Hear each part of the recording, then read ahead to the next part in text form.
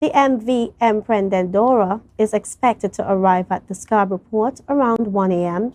after receiving the necessary certifications to operate within the country.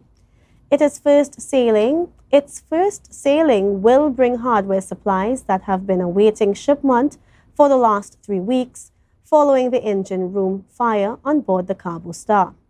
The interim solution for shipping cargo is not ideal, but the Tobago Division of the Trinidad and Tobago Chamber of Industry and Commerce is grateful for the relief.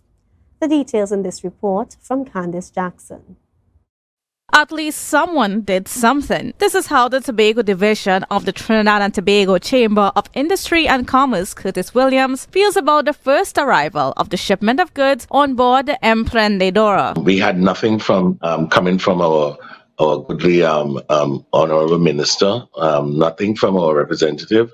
We heard nothing from none of them, deafening silence. The only time the Minister of Works and Transport, Rohan Sinanan, commented on the matter was during Friday's sitting in Parliament when he responded to a question from the opposition. He has not responded to media requests on the matter and is currently occupied with a 3-day cabinet retreat. Williams explained that the charter for the Cabo Star Bridgeman Services Group took the decision to engage the services of the MV Emprendedora from Venezuela to provide short-term relief. We want to give the opportunity to see what the vessel can do.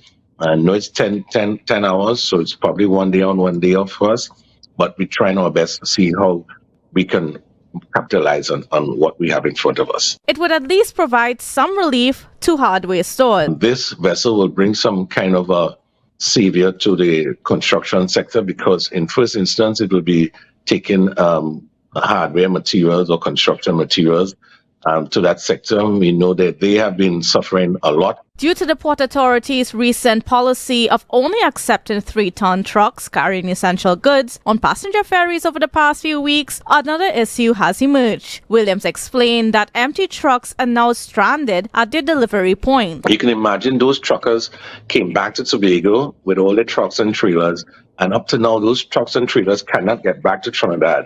So you see those trucks and trailers are parked somewhere, and no one have a plan. According to Williams, the 3-week disruption in cargo shipment between the islands has significantly raised the cost of business owners, while their income remains the same. To compound the situation, he asserted that there is no plan in place to assist the business community. Again, if there is one, probably it's sitting in someone's cupboard or cabinet, taking dust. He reiterated his call for the relevant government ministers to have a meeting with businesses. We really want to sit and have meaningful dialogue with these gentlemen because it's important that we as a chamber, as a business community in Tobago, really indicate to these guys what's really happening on the island and what sort of plan they will have in place for when something like this do occur in the future. Kandace Jackson, Tobago Updates Television News.